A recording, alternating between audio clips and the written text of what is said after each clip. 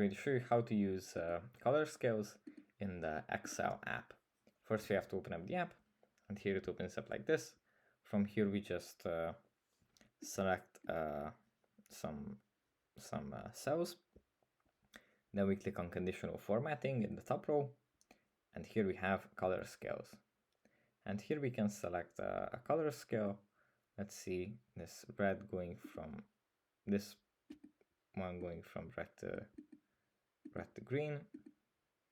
And what this is going to do, if we have a data source, it's going to color in the highest value and then the lowest.